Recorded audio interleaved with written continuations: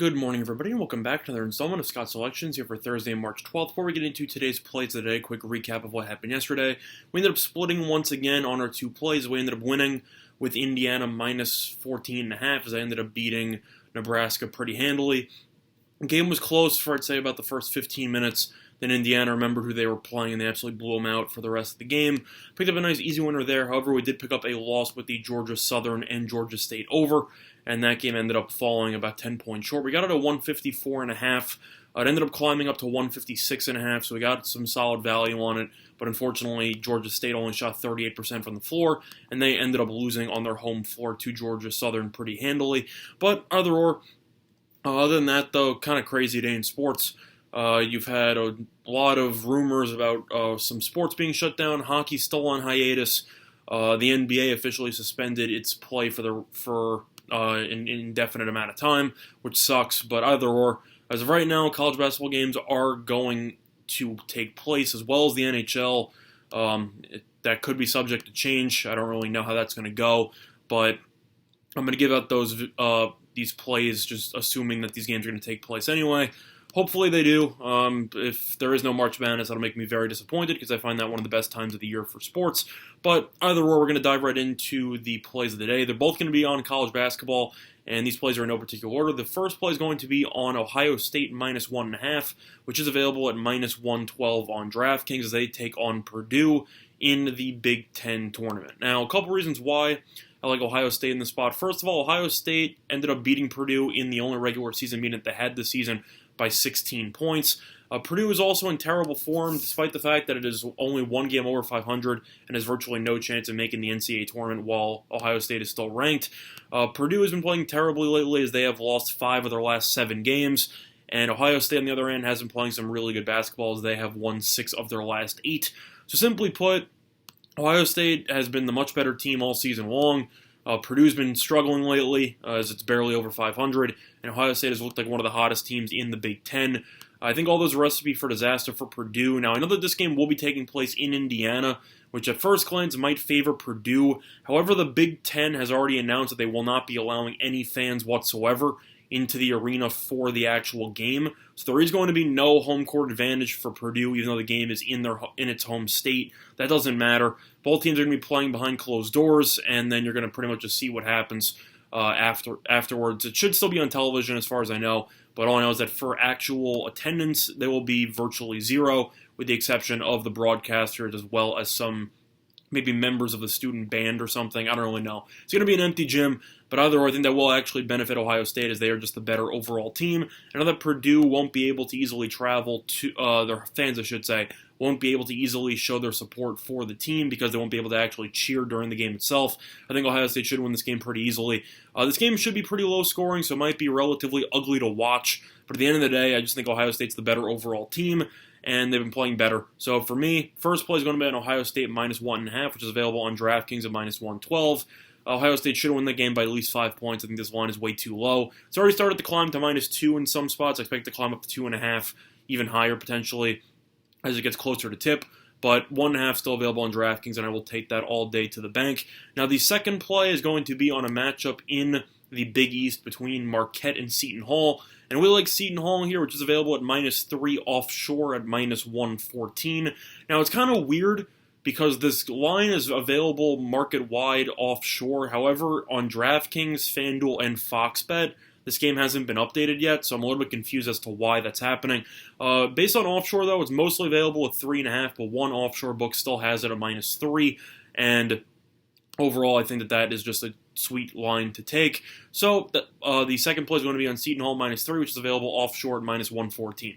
Now, a couple reasons why I like Seton Hall in the spot. First of all, Seton Hall managed to win both regular season meetings by at least 9 points. So Seton Hall has pretty much dominated Marquette in the 2 matchups they've had this season, and I don't expect that to change the third time around. Marquette has been playing some terrible basketball. They're currently 18-12. They were pretty much a lock to make the tournament. Then they fell apart, and now they're not even sure if they're going to get it in the first place. But they've lost 6 of their last 7 games, and even though you could argue on Purdue's perspective that I mentioned in the first play that, they've lost 5 of 7, but, the Big Ten is still a very solid conference. It's pretty competitive top to bottom with the exception of Northwestern and Nebraska, but all the other teams are pretty solid.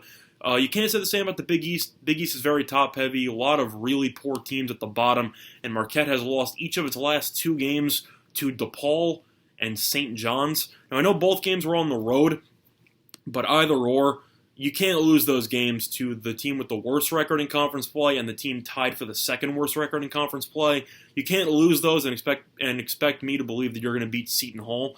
I don't see that happen. The issue I've had with Marquette is the fact that besides Marcus Howard, this team has absolutely nobody that I trust. McEwen's okay. I wouldn't say he's that great. But overall, Howard seems to continuously drop 30-plus points every game, that they still get blown out. The team just isn't very good. I don't think this team should be in the tournament.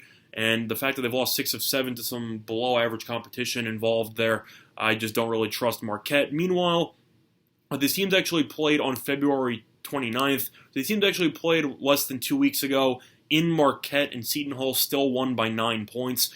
I just think that on a neutral here in Madison Square Garden, I think Seton Hall should be able to get the job done. It's an interesting travel spot for Marquette, though, because they played their last game against St. John's in MSG, then had to go back to Marquette for classes, and now have to go back to Madison Square Garden. So it's a little bit of an interesting travel spot there.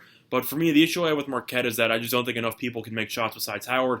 Howard, a 37 in that game that they played on the 29th, and Seton Hall still won by 9. I think Powell, Gill, they just have McKnight. They just have too many weapons there.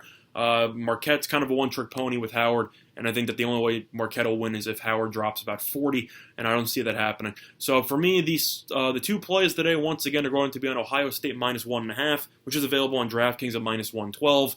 And the second play will be Seton Hall minus 3, which is available offshore at minus 114. Now, other than that, though, looking at the leans for today, I'm only going to talk about college basketball because there's no NBA and hockey, not really in the mood to talk about. I gave out some brief leans there, but I kind of been discouraged after watching the Islanders continuously choke away their playoff hopes. But either or, for the college basketball card, a couple lines are not up yet, so I'm not actually going to be talking about them. Some of them have openers on one book, but not on the others, so I could give out my thoughts on those. But we're going to start out with the earlier games. You have Michigan versus Rutgers in the first game of the second round in the Big Ten tournament.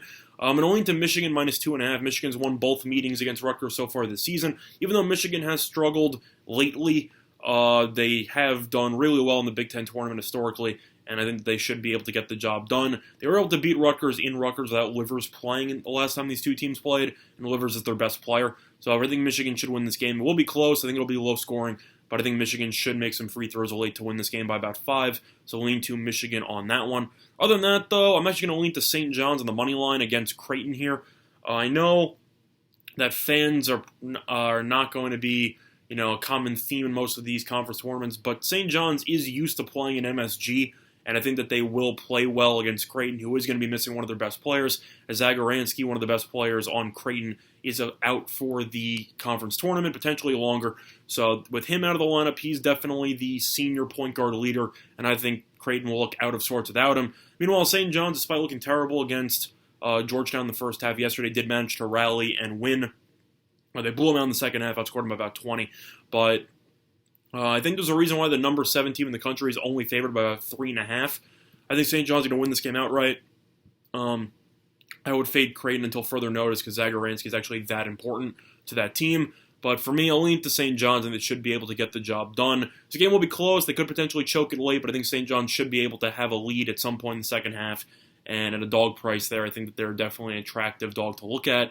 Other than that, what else do I like here? I'm going to lean to Providence plus the 1 against Butler.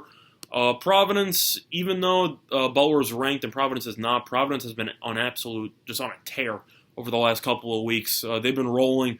They've definitely played themselves up into the field and even beyond. They're probably going to be I'd say a single-digit seed now after they were on the bubble for a decent amount. This game should be very close. I just am a big fan of Providence right now.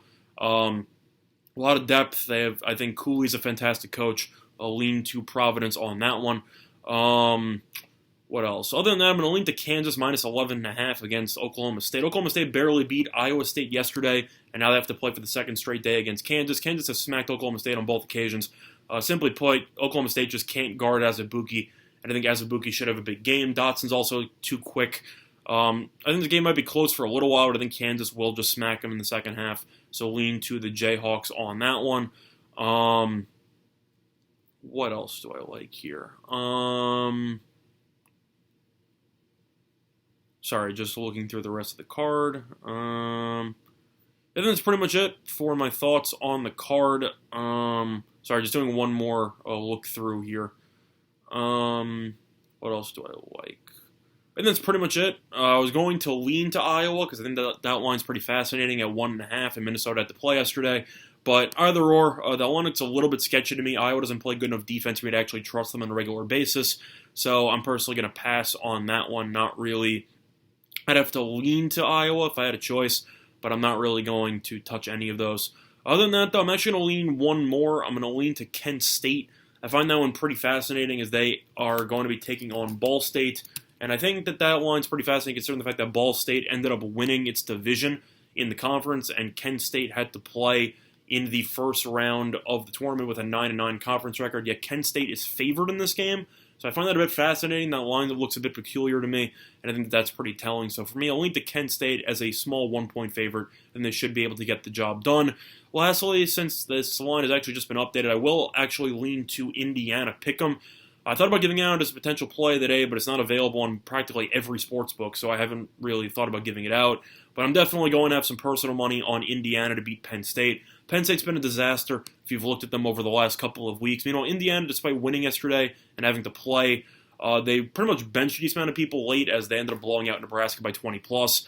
I just don't like the way Penn State's playing basketball right now, and Indiana looks very dialed in. They know that one more win could easily get them a spot in the NCAA tournament. They should be in already, but this will definitely punch their ticket in if they are able to get the job done. For that reason, I'll lean to the Hoosiers at a pick'em price there. But the two plays today, once again, are going to be on Ohio State -1.5, which is available on DraftKings at -112, as well as Seton Hall -3, which is available offshore at -114. Now, other than that, though, just a quick announcement. If by any chance, I hope this does not happen, but if hockey and college basketball end up shutting down, which is potentially rumored, not really sure what's going to happen in the immediate future for this channel, considering the fact that it's a sports betting. I can still probably give out challenger matches in tennis or something. I'll figure something out. But either or, just keep that in mind.